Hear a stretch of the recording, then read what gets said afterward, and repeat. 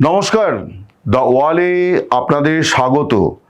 আজকের এখন যে ভিডিওটি আপনাদের সামনে পেশ করতে চলেছি সেটির বিষয় হচ্ছে যে বাংলাদেশ সম্পর্কে ভারতের নতুন দৃষ্টিভঙ্গি, এবং সেই দৃষ্টিভঙ্গি হচ্ছে যে বিএনপি দলের সঙ্গে আরও ঘনিষ্ঠ সম্পর্ক তৈরি করা, এবং এই ভারত রাষ্ট্রের বা ভারত সরকারের এই যে সিদ্ধান্ত, সেটাকে কেন্দ্র করে বিএনপির যে একটা উভয় সংকট অবস্থার মধ্যে পড়তে চলেছে, এই বিষয়টাই আজকে আমার ভিডিওর বিষয়। আপনারা নিশ্চয়ই ইতিমধ্যে লক্ষ্য করেছেন যে খালেদা জিয়ার যে অন্ত্যেষ্টিক্রিয়া বা শেষ যাত্রা, সেখানে ভারত সরকারের প্রতিনিধিত্ব করেছেন বিদেশমন্ত্রী এস জয়শঙ্কর।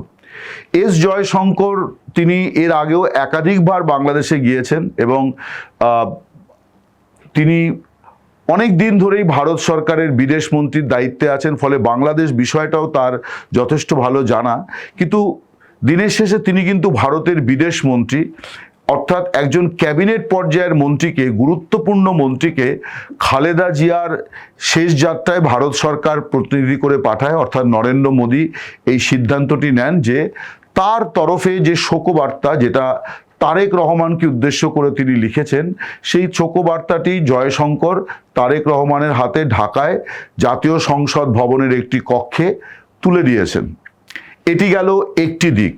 আমরা ইতিমধ্যে জানি যে খালেদা জিয়া যখন অসুস্থ ছিলেন, তখন বিশ্বের অনেক রাষ্ট্রপ্রধানের মতো ভারতের প্রধানমন্ত্রী তিনিও উদ্বেগ উৎকণ্ঠা প্রকাশ করেছিলেন, এবং শুধু তাই নয়, তিনি বলেও ছিলেন যে ভারত যদি কোনো এই ব্যাপারে কোনো সহযোগিতা বিএনপি বা বাংলাদেশ সরকারের তরফে তারা চায়, তাহলে ভারত সঙ্গে সঙ্গে সেই সহযোগিতা করতে আগ্রহী। আপনারা যদি নরেন্দ্র মোদীর শোকবার্তা, যেটা খালেদা জিয়ার মৃত্যু সংবাদ আসার পর ভারত সরকারের তরফে তিনি যে শোক বার্তাটি প্রকাশ করেছিলেন, সেখানেও কিন্তু খালেদা জিয়া সম্পর্কে অত্যন্ত ইতিবাচক কথা। এমনিতে এই ধরনের পরিস্থিতিতে মানুষ ইতিবাচক কথাই বলেন, কিন্তু তারপরেও বলতে হয় যে খালেদা জিয়ার ক্ষেত্রে ভারত সরকারের ধারণা সম্পর্কে যে একটা বিষয় ছিল, যে ভারত সরকার খালেদা জিয়া এবং বিএনপিকে কোন দৃষ্টিতে দেখে, তার সঙ্গে কিন্তু নরেন্দ্র মোদীর বার্তাটি বা শোকবার্তাটি সঙ্গতিপূর্ণ নয়। বরং নরেন্দ্র মোদী এক কদম এগিয়ে খালেদা জিয়াকে অনেকটা কৃতিত্ব দিয়েছেন যে তিনি ভারত বাংলাদেশ দ্বিপাক্ষিক সম্পর্ক তৈরিতে তিনি একটা গুরুত্বপূর্ণ ভূমিকা পালন করেছেন। আজকে অর্থাৎ বৃহস্পতিবার দিল্লিতে বাংলাদেশ হাই কমিশন অফিসে গিয়েছিলেন ভারতের প্রতিরক্ষা মন্ত্রী তিনি রাজনাথ সিং। তিনি গিয়ে সেখানে যে শোক পুস্তিকা, সেখানে তিনি ভারত সরকারের তরফে আনুষ্ঠানিকভাবে শোক প্রকাশ করেছেন এবং পুষ্পস্তবক দিয়ে, খালেদা জিয়ার প্রতিকৃতিতে পুষ্পস্তবক দিয়ে তার স্মৃতির প্রতি শ্রদ্ধা জানিয়েছেন। অর্থাৎ ভারত সরকারের তরফে একটা স্পষ্ট বার্তা দেওয়া হচ্ছে যে তারা ধরে নিয়েছে যে বিএনপি ক্ষমতায় আসছে, তারেক জিয়া প্রধানমন্ত্রী হতে যাচ্ছেন। ফলে ভারত এই মুহূর্তে তারা মনে করছে যে যখন আওয়ামী লীগ নির্বাচনে নেই এবং তার দলনেত্রী দেশে নেই, তার উপরে মৃত্যুদণ্ডের সাজা ঝুলছে, এই পরিস্থিতিতে ভারত তার মন্দের ভালো বা এই মুহূর্তে বন্ধু হিসেবে তারা বিএনপিকেই বেছে নিচ্ছে। তার কারণ ভারত সরকার তারা জামাতি ইসলামীকে আটকাতে চায়। জামাতি ইসলামী রাজনীতি, তার যে মৌলবাদী দৃষ্টিভঙ্গি, এই বিষয়ে তুল্যমূল্য বিচারে ভারত সরকারের কাছে অপশান হচ্ছে বিএনপি। অর্থাৎ বিএনপি ক্ষমতায় এলে ভারত তবু কিছুটা স্বস্তি বোধ করবে। যদিও বিএনপির অতীত নিয়ে ভারত সন্দিহান। আপনারা সকলেই জানেন যে 2004-এ চট্টগ্রামে যে 10 ট্রাক অস্ত্র উদ্ধার হয়েছিল, সেই অস্ত্র তদন্ততে জানা যায় যে সেই অস্ত্র আনানো হয়েছিল চীন থেকে, কিন্তু তার পেছনে হাত ছিল বিএনপি সরকারের একাংশের, এবং তারা পাকিস্তানের সামরিক গোয়েন্দা সংস্থা আইএসআই এর মদতে চীন থেকে ওই অস্ত্র আনিয়েছিল এবং চট্টগ্রাম থেকে সেগুলি ভারতের উত্তর পূর্বের রাজ্যগুলিতে জঙ্গি গোষ্ঠীগুলির কাছে পৌঁছে দেওয়ার একটা পরিকল্পনা ছিল। এছাড়া আরও একাধিক ঘটনা আছে এবং মানে বিএনপি জমানায়, বিশেষ করে 2001 থেকে 2006 যখন খালেদা জিয়া ফের প্রধানমন্ত্রী ছিলেন, সেই সময়তে ভারত বিরোধী জঙ্গি গোষ্ঠীগুলির তৎপরতা, প্রশিক্ষণ কেন্দ্র এবং তাদের নেতাদের স্থান মানে বাংলাদেশে ভরণ পোষণের দায়িত্ব নেওয়া এবং ভারত বিরোধী, আন্তর্জাতিকভাবে পরিচিত ভারত বিরোধী ব্যক্তিত্ব বা নেতা, বিচ্ছিন্নতাবাদী নেতা, তাদেরকে বাংলাদেশে আশ্রয় দেওয়া হয়েছিল।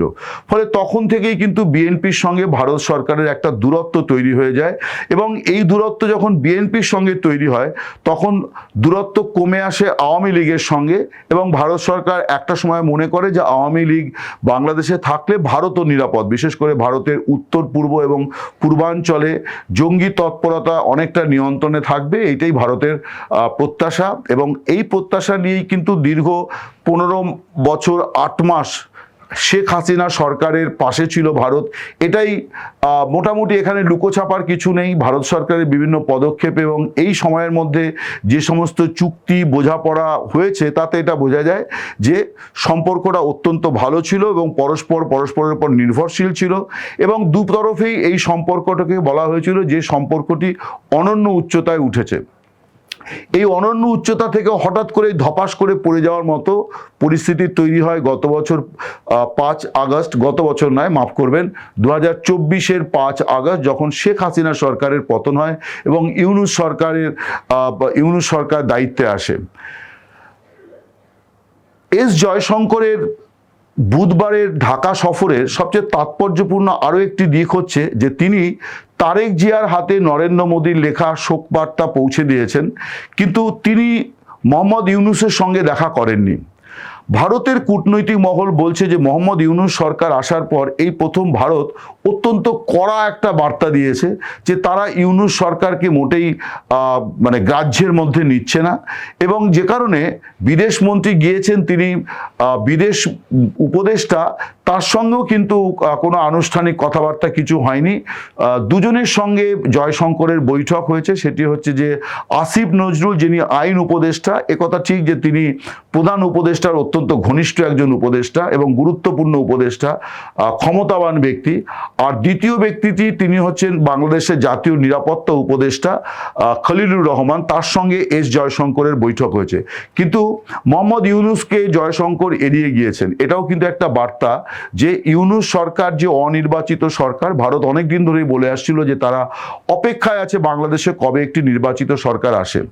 এখন আওয়ামী লীগের জন্য দুর্ভাগ্যের হচ্ছে যে গত 16-17 মাসে তারা সেইভাবে রিভাইভ করতে পারেনি এবং ইউনূস সরকার যে সিদ্ধান্তটি নিয়েছে যে আওয়ামী লীগকে তারা সন্ত্রাস দমন আইনে নিষিদ্ধ ঘোষণা করেছে, এই সিদ্ধান্ত থেকে ইউনূস সরকারকে সরানোর জন্য বা এই সিদ্ধান্ত পরিবর্তনের জন্য বাধ্য করার মতো আন্দোলন আওয়ামী লীগ সংগঠিত করতে পারেনি।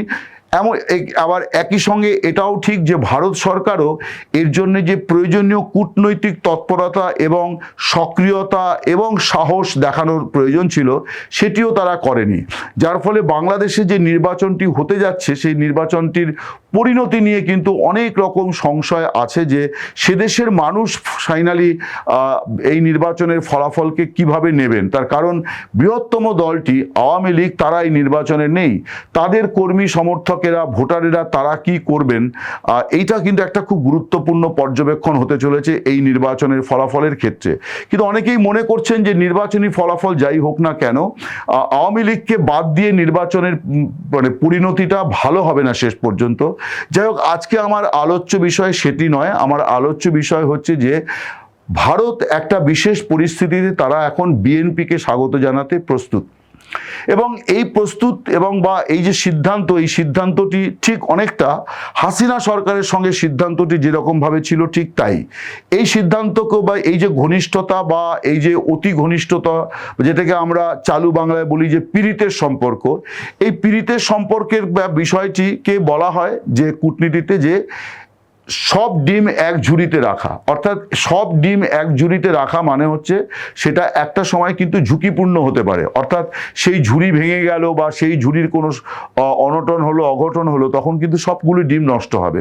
ফলে ডিম রাখতে হবে একাধিক ঝুড়িতে। তার মানে হচ্ছে যে বাংলাদেশে অনেকগুলি দল আছে, অনেকগুলি দলের সঙ্গেই সম্পর্ক রক্ষা করতে হবে। ভারতের বিরুদ্ধে অভিযোগটা ছিল যে ভারত সরকার শুধুমাত্র আওয়ামী লীগ, এমনকি কেউ কেউ একথাও বলতেন যে আওয়ামী লীগও নয়, শুধুমাত্র শেখ হাসিনার সঙ্গে ভারত সরকার সম্পর্ক রক্ষা করত। এখন এই নিয়ে পক্ষে বিপক্ষে যুক্তি তর্কের শেষ নেই। এটা যে পুরোপুরি মিথ্যে এটাও বলা যাবে না, আবার 100%ই সত্যি এটাও কিন্তু বলার অবকাশ নেই।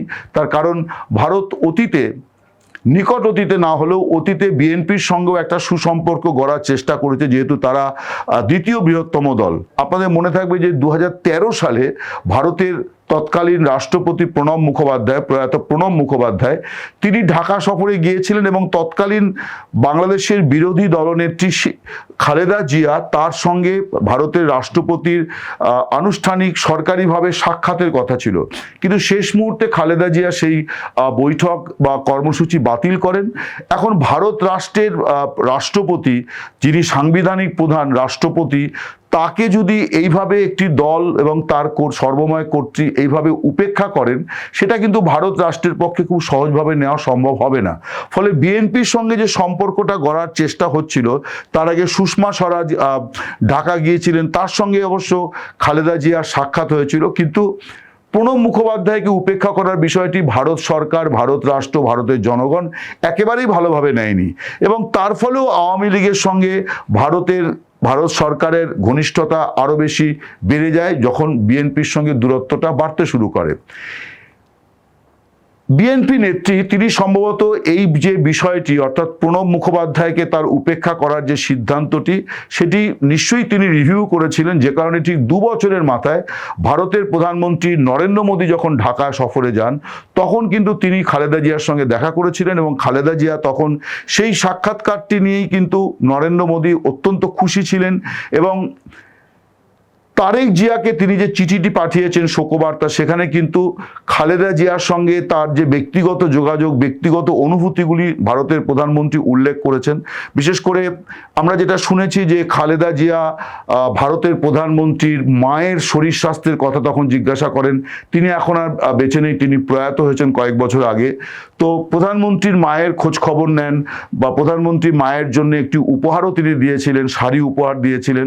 এগুলি সবই নরেন্দ্র মোদীকে খুব ছুঁয়ে যায় যে বাংলাদেশের বিরোধী দলনেত্রী তার মায়ের যে অসুস্থতা সেই বিষয়েও খোঁজ খবর রাখেন। তো সব মিলিয়ে একটা কিন্তু সেতু বন্ধনের চেষ্টা ভারতের তরফে যে হয়নি তা নয়, কিন্তু বিএনপি তার দেশীয় যে দেশের অভ্যন্তরীণ রাজনীতির যে সমীকরণ, সেই সমীকরণকে রক্ষা করতে গিয়ে তারা অনর্থক নানান কারণে একেবারেই পায়ে পা দিয়ে ঝগড়া করার মতো করে তারা কিন্তু ভারত বিরোধী একটা জিগির ওখানে চালিয়ে যায় এবং ভারত বিরোধিতাকে বিরাট বড় একটা অস্ত্র তারা করেছিল এবং আওয়ামী লীগ বিরোধিতা এবং ভারত বিরোধিতাকে তারা সমান্তরালভাবে চালিয়ে যাওয়ার চেষ্টা করেছিল। একাধিক নেতা তারা ভারতীয় পণ্য পোড়ানো, ভারতীয় পণ্য ছুঁড়ে ফেলা, বর্জন করা, এই ধরনের কার্যক্রম নিয়ে একটা ভারত বিরোধী জিগিরও তারা তুলেছেন, কিন্তু তাতে ভারতের বিরাট কোনো ক্ষতি কিছু হয়নি। কিন্তু তারপরেও এটা তো কাম্য নয় যে একটা প্রতিবেশী দেশে আরেকটা দেশের পণ্য বর্জনের দাগ দেওয়া হচ্ছে বা পুড়িয়ে ফেলা হচ্ছে। বিষয়টা মোটেই সহজ স্বাভাবিক ছিল না। এত কিছুর পরেও ভারত সরকারের কাছে এই মুহূর্তে যেহেতু বিএনপি ছাড়া কোনো বিকল্প নেই, ফলে তারা বিএনপিকে স্বাগত জানাচ্ছে এবং অনেকে মনে করছেন যে জয়শঙ্করকে পাঠানো বা রাজনাথ সিং এর মতন প্রবীণ ক্যাবিনেট মন্ত্রীকে বাংলাদেশ হাইকমিশন অফিসে খালেদা জিয়ার স্মৃতির প্রতি শ্রদ্ধা জানাতে পাঠানোর সিদ্ধান্তের মধ্যে অনেক রকম এমন অনেক বার্তা যাচ্ছে যে ভারত আবার এখন ঠিক আগে যেমন আওয়ামী লীগের ঝুড়িতে সব ডিম রাখার চেষ্টা করেছিল বা করেছিল, এখন আবার বিএনপি ঝুড়িতে তারা সব ডিম রাখতে চাইছে। তার কারণ তাদের এখন 1 নম্বর বিষয় হচ্ছে যে তারা কোনো মতেই চায় না জামাত সহ উগ্র ইসলামিক দলগুলি ক্ষমতা দখল করুক। সেদিক থেকে বিএনপি একটি মধ্যপন্থী শক্তি, আওয়ামী লীগের মতন খুব জোরালোভাবে অসাম্প্রদায়িক শক্তি তারা নয় বা ধর্ম ধর্মনিরপেক্ষ শক্তি তারা নয়, কিন্তু তারা একটা মধ্যবর্তী অবস্থান তাদের আছে। ফলে মন্দের ভালো বিএনপির সঙ্গে এখন সুসম্পর্ক, নয়াদিল্লি চায় ঢাকা দিল্লির সম্পর্ক এই রকমই হোক। অর্থাৎ তারেক জিয়াকে প্রধানমন্ত্রী হিসেবে স্বাগত জানাতে ভারত রাষ্ট্র কিন্তু প্রস্তুত হয়ে আছে, ভারত সরকার প্রস্তুত হয়ে আছে। শেষ যে বিষয়টি দিয়ে শেষ করব সেটা হচ্ছে যে তারেক জিয়া কি করবেন। আমার নিজের মনে হয় যে ভারত সরকার যতই করমর্দনের চেষ্টা করুক, হাত বাড়িয়ে দিক না কেন, তারেক জিয়ার পক্ষে খুব বেশি এই ব্যাপারে অগ্রসর হওয়া সহজ নয়। সহজ কেন নয়, তার কারণ হচ্ছে যে বাংলাদেশের রাজনীতিটা যদি দেখা যায় তাহলে দেখা যাবে যে সেখানে তিনটি পক্ষ, মেজর পক্ষ আছে। এর মধ্যে আওয়ামী লীগ, তারা হচ্ছে মুক্তিযুদ্ধের পক্ষের শক্তি, তারা স্বাধীনতার পক্ষের শক্তি, তারা অসাম্প্রদায়িক শক্তি বা ধর্মনিরপেক্ষ শক্তি, একেবারে নীতিগত জায়গাটি খুব স্পষ্ট। অন্যদিকে জামাত এবং ইসলামিক দলগুলি যারা পাকিস্তানপন্থী, যারা স্বাধীনতার বিরোধিতা করেছিল এবং যারা মনে করে যে বাংলাদেশ যখন হয়েই গেছে তখন এই বাংলাদেশটাকে পাকিস্তান বানিয়ে নিতে হবে এবং এখানে রাষ্ট্রধর্ম ইসলামকে আরও জোরালোভাবে প্রয়োগ করা হবে, তাই শুধু নয় ইসলামিক শাসন ব্যবস্থা কায়েম করা হবে, এগুলি হচ্ছে তাদের লক্ষ্য। কেউ পছন্দ করুক বা না করুক, আওয়ামী লীগ এবং জামাত এদের ইডিওলজিক্যাল অর্থাৎ আদর্শগত অবস্থানটি কিন্তু একেবারে স্পষ্ট এবং জোরালো। অন্যদিকে বিএনপি, তারা মুক্তিযুদ্ধের পরে তৈরি দল। এই দলের প্রতিষ্ঠাতা জিয়াউর রহমান বাংলাদেশের প্রেসিডেন্ট ছিলেন, সেনা প্রধান ছিলেন। তার অবদান মুক্তিযুদ্ধে কেউ অস্বীকার করতে পারবে না। এ নিয়ে তিনি যে একজন দেশপ্রেমিক সেনানায়ক হিসেবে মুক্তিযুদ্ধের নেতৃত্ব দিয়েছেন এ নিয়ে কোনো সন্দেহ নেই। কিন্তু ওইটুকুই, বিএনপির সঙ্গে বিএনপি দলে মুক্তিযোদ্ধারা অনেকে আছেন, কিন্তু মুক্তিযুদ্ধকে বা মুক্তিযুদ্ধের চেতনাকে আওয়ামী লীগ যেভাবে ধারণ করে বিএনপি অন্তত এতদিন পর্যন্ত তারা তা করেনি।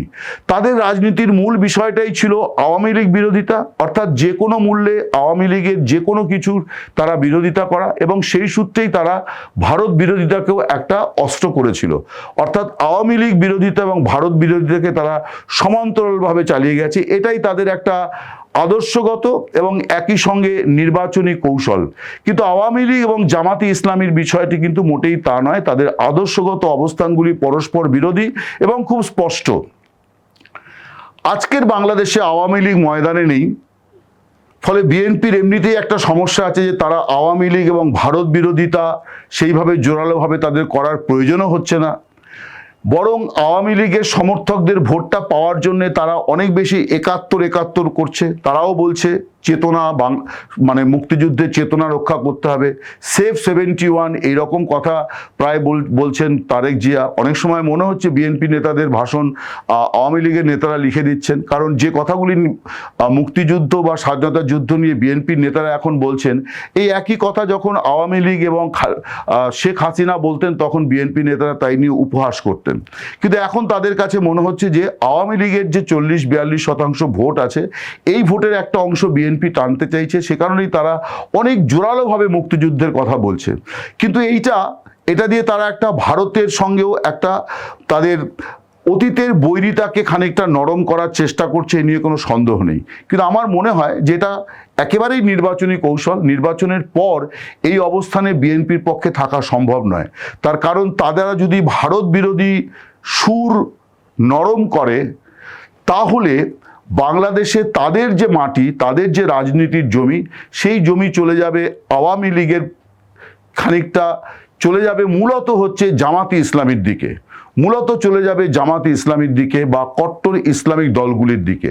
কারণ তারা তাদের রাজনীতিকে কিন্তু ধরে রাখছে যে ভারত বিরোধিতা এবং কট্টর ইসলামিক পন্থায় রাষ্ট্র পরিচালনা করা, এইটা তাদের রাজনীতি। ফলে বিএনপির পক্ষে খুব বেশি দিন ভারতের সঙ্গে এই করমর্দন অর্থাৎ হাত ঝাঁকিয়ে চলাটা খুব বেশি দিন সম্ভব হবে বলে আমার অন্তত মনে হয় না। স্বভাবতই আমি যেটা বলতে চাইছিলাম যে তারেক জিয়া তিনি এখন একটা উভয় সংকটের মধ্যে পড়েছেন। তার কারণ তিনি যদি প্রধানমন্ত্রী হন তাহলে তাকে এটাও মাথায় রাখতে হবে যে ভারতের সঙ্গে পায়ে পা দিয়ে ঝগড়া, যেটা অতীতে অনেক সময়তেই করা হয়েছে, সেইটা সম্ভব নয়। তার কারণ ভারত শুধুমাত্র একটি প্রতিবেশী দেশ নয়, ভারত বাংলাদেশের অনেক গুরুত্বপূর্ণ ভূমিকা ভারতের আছে। তার মধ্যে একটি বিষয় হচ্ছে নিত্য প্রয়োজনীয় পণ্য সরবরাহ। আপনাদের জানিয়ে রাখি যে ইউনূস সরকারের সময়তে ভারত বাংলাদেশ সম্পর্ক তলানিতে গিয়ে ঠেকেছে এবং পায়ে পা দিয়ে ঝগড়া করা নানা নজির স্থাপিত হয়েছে বিগত 16-17 মাসে। কিন্তু একই সঙ্গে সত্যি হচ্ছে যে এই 16-17 মাস অর্থাৎ ইউনূসের জমানাতে বাংলাদেশে ভারতীয় পণ্যের রপ্তানির পরিমাণ প্রায় 15% বেড়েছে, অতিরিক্ত হয়েছে। অর্থাৎ ভারত সরকার পণ্য সরবরাহ বন্ধ তো করেইনি, বরং বাংলাদেশের চাহিদা মতো তারা পণ্য দিয়ে চলেছে। স্বভাবতই এইরকম একটা রাষ্ট্র যখন তারেক জিয়া দায়িত্ব নেবেন, তখন এই নিত্য পণ্য সরবরাহকারী একটি দেশের সঙ্গে খুব বেশি দূর সংঘাতে রাস্তায় এগোনো তার পক্ষে সম্ভব হবে না। আবার গলা জড়াজড়ি করাও কিন্তু তার পক্ষে সম্ভব হবে না, এবং প্রতিনিয়ত তাকে এই নিয়ে মেপে চলতে হবে, কারণ তিনি ভারতের সঙ্গে সখ্যতা গড়ছেন। এইটা যদি মানে প্রতিস্থাপিত হয় তাহলে বিএনপির রাজনীতির জমি চলে যাবে জামাতে ইসলামীর দখলে, উগ্র ইসলামপন্থী দলগুলির দখলে। ফলে বিএনপি এই ঝুঁকিও বেশি দিন নেবে না। ফলে এদিক থেকে আমার যেটা মনে হয় যে এমন একটা পরিস্থিতি বাংলাদেশকে কেন্দ্র করে তৈরি হয়েছে যেটা তারেক জিয়ার জন্য অত্যন্ত উভয় সংকট, এ নিয়ে কোনো সন্দেহ নেই।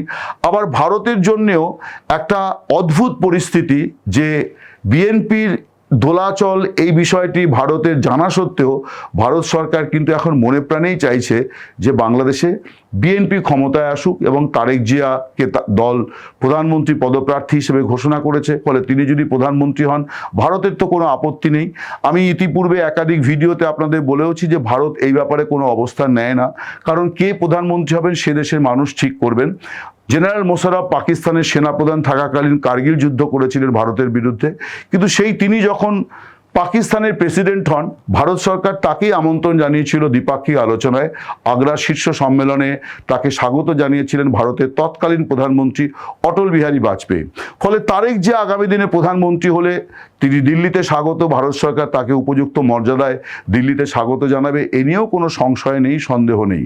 কিন্তু যেটা নিয়ে আসল বিষয় সেটি হচ্ছে যে তারেক জিয়ার সময়ে দ্বিপাক্ষিক সম্পর্ক যা ভারত প্রত্যাশা করে তা কতটা তিনি দিতে পারবেন, তার কারণ তার যে দেশীয় রাজনীতির বাস্তবতা তার সঙ্গে কিন্তু এই দ্বিপাক্ষিক সম্পর্কের অঙ্ক সবটা মিলবে না।